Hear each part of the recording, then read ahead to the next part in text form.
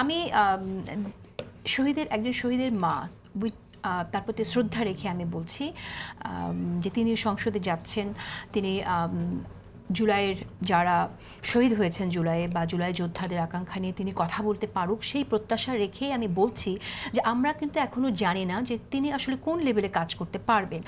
তো জুলাইকে তো ধারণ আপনিও করেছিলেন সামান্তা শারমিন, আপনি কেন নাই? এটা কি আমাকে প্রশ্ন করছেন? হ্যাঁ, আপনাকে প্রশ্ন করছি। আমি আমার কাছে মনে হয় যে মানে এক একটা মানুষের এক এক ধরনের ইচ্ছা থাকে, এক ধরনের রাজনীতি করা এক ধরনের ধরন থাকে। এই ধরনটার মধ্য দিয়ে আমার কাছে আমি পার্লামেন্টকে সর্বোচ্চ মনে করি। আমি একটু অ্যাড করি আপা। হ্যাঁ, আপনার যে ধরনটা রাজনীতি সেটা কি কোনোভাবে আপনার জোটের সাথে আদর্শিক সাংঘর্ষের সাথে চলে যাচ্ছে কিনা? না দেখেন, এইটা আমি এগুলো বিষয়ে আমি অসংখ্যবার বলেছি, এবং এটা এমন না যে আমি গোপন কিছু করেছি বা আমি বলি নাই, পরিষ্কার করি নাই, এমন কোনো কিছুই নেই। এটা আউট ইন দি ওপেন।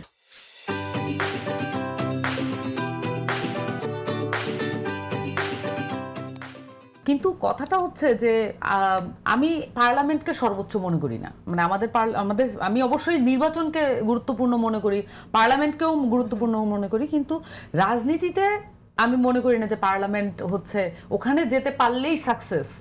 এই সাকসেসের এই সংজ্ঞাটা আমি সেটা আপনি মনে করেন না, কিন্তু আপনাকে তো অফার করতে পারতো জোট থেকে। আমি আসছি আলোচনায় করেন এই ব্যাপারটা এরকম তো মনে হয় না। কারণ আপনি রিজেক্ট করেছেন ব্যাপারটা, এরকম আপনি যেতে চাননি? Of course not.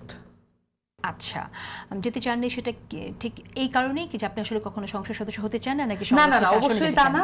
আমি একেবারেই মনে করি যে মাঠ থেকে সংসদ সদস্য হিসেবে আমি মানুষের কাছ থেকে ভোটে জিতে এসে প্রত্যক্ষ ভোটে আমি সংসদে যেতে চাই।